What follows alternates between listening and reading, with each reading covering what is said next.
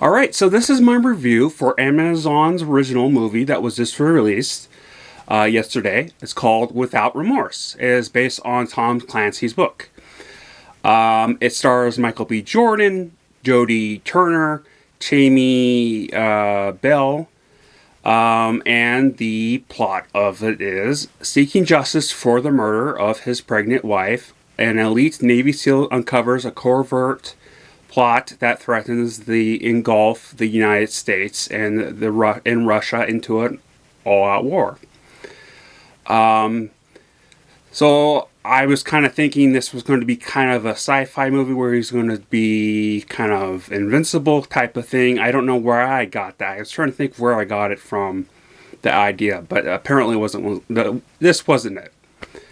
Now, from going a little bit of Google, I do believe the story does connect to the Tom Clancy Jack Ryan books. However, no clue about the show version of the Jack Ryan book.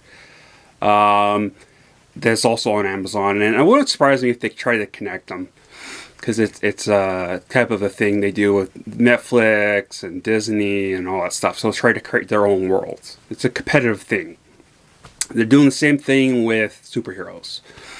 Never saw the Tom Clancy's TV show, so I know nothing about it. And I never read any of the Tom Clancy books. I never heard of them until I've heard of the video game The Division, which looked really cool, and this definitely did remind me of it. So, back to Amazon. Amazon makes good stuff, but they like to take their time in putting out stuff where Netflix just pushes stuff out nonstop, which can be a good thing or a bad thing.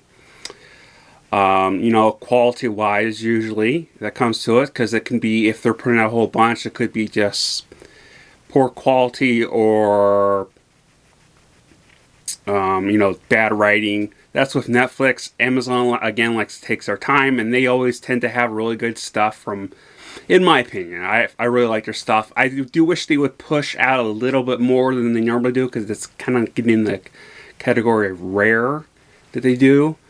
Because this is the one that they put out in a while that was action-based. The last one was Coming to America 2, which is a comedy and not something I'm interested in. So this must have had a huge budget because the set design and CGI were so good looking. And this is in 4K UHD, so very crisp and clean looking. I was very shocked at that, but then I remembered it's Amazon Prime. So, I haven't watched anything in a long time from them, so I completely forgot. I do normally associate 4K UHD normally with Netflix and HBO, but that's because they put out more stuff. HBO Max is kind of in between. I do hate to say it. I'm not a fan of theaters, and I know that's a big argument all over the internet. But I'm personally on the side of I just don't like them anymore. I'm not going to get into why, I just don't. But I will admit, this movie definitely does deserve to be on the big screen, and it would be a very, very interesting experience. I didn't recognize the director of this, so I don't know what he did, but I was kind of thinking it, because it came off like it would be something like whoever did the Tenet type of thing.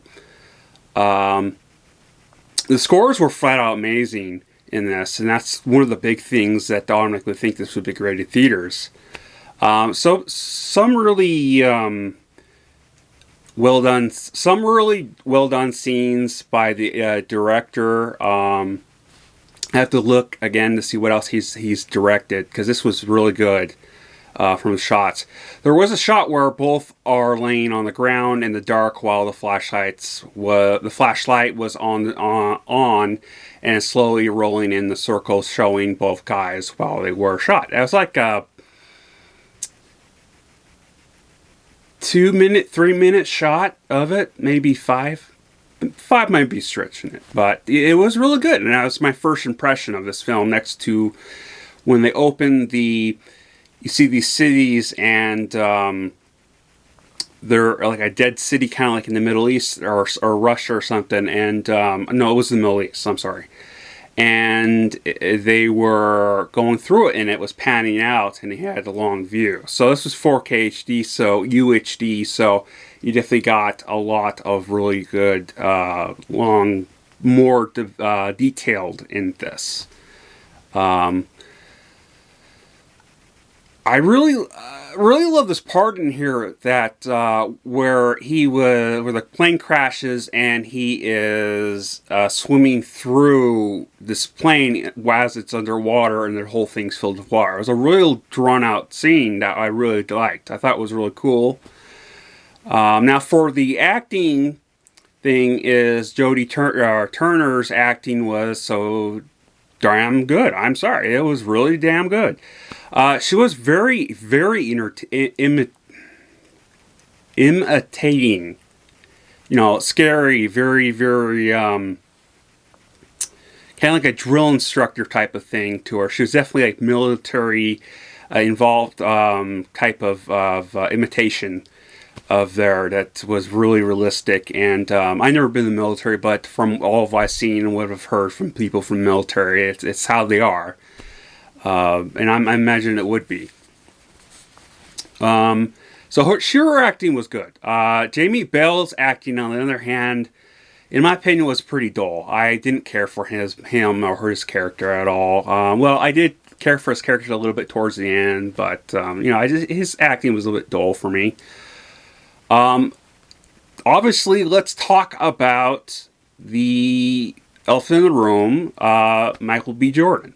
A lot of people I've seen on Instagram have constantly bad-mouthed him for his acting. I think he's a pretty good actor from what I have seen him in. I think he's on that way to become I don't know if he won any awards yet, but he's definitely going to that direction of becoming one of those great, well-done actors. I don't know how old he is. I think he's like in his 20s or 30s, which is still young for an actor. But he's definitely really good, especially compared to his father. No offense to Michael Jordan Senior. I don't know, but he it's his son definitely has the talent that his father doesn't. I know some people probably disagree, but oh well. There are some unrealistic parts in here, I will admit. And it is Hollywood, but there's a point where I have to point it out because it's a little bit ridiculous. And I know, so you got to also keep in mind this is based on a book. So there's an RPG scene in here that was shot into the hallway, and they were in there and they lived. They were scratched up, they were beaten up, hurt. And the same thing through with the suicide bomber scene, where they were also in the building and they survived. Now, I think one of the things that really that's kind of obvious if you know anything about guns, I know a lot of people don't, is 50 cal is a huge round. And it goes pretty fast, it hits pretty hard, and it can do a lot of damage, like severe damage, to the point where it most likely will kill you either way. This guy, it looked like he got shot in the hip or the leg. Either way, he would be dead pretty quick because there would be so much loss of blood very quickly to it. And he did die, but it took him a good amount of time for him to die for what that type of round was. And it was from a 50 cal of some sort. You could tell it was a 50 cal based on the sniper rifle. I don't know which bearer it was or if it was a bearer at all, but it was definitely a 50 cal sniper rifle. So it was definitely a bit realistic. Story wasn't bad. It was close to being really good, but it definitely has some issues with it. B. Jordan's character goes throughout this knowing what's going on, which is kind of realistic, but not really. And people are going to criticize him for his character for being kind of like this superpower type of guy that is like unstoppable. To me, in my personal opinion, well, not even an opinion, it's more of a fact, there's a video on the internet, I forgot the guy, there was a Navy SEAL who did pretty much a lot of this in a way and survived. And it's actually more common when you hear about the stories. There's also a story of a Vietnam or Korean, I forget which war, a vet that was like this, and before he did that, he was in the military, and then he was shot from a shrapnel, and was told he would never walk again. And then he crawls and crawls and crawls in the hospital every day and trains himself. And he was walked out from the hospital, and then later joined the military, and then the whole thing happened. So it's not really that unrealistic that, from what I saw in this, that he could do this stuff. Maybe it's a little bit exaggerated, I will admit, but from the most part, that's what I have seen from information historical videos of amazing special ops people and soldiers throughout the year. Matter if it's American or Canadian or what. It's just really amazing stories that you would not believe were true, but they are.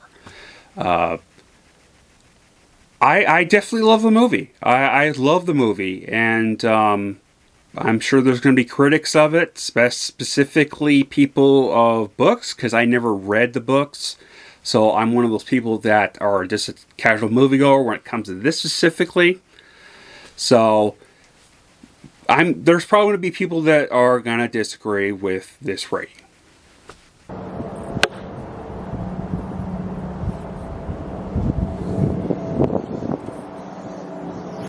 Yeah, there's not much more to say about this. This review has gone long enough. So please, if you like this video, please hit the like button. If you have not already, please subscribe. And please leave a comment. It really helps out of what, if you like my videos or not, if I should continue with certain things. And most importantly, this helps out with the algorithm. A word that I can never say. So, yeah, I love you all, and Skål.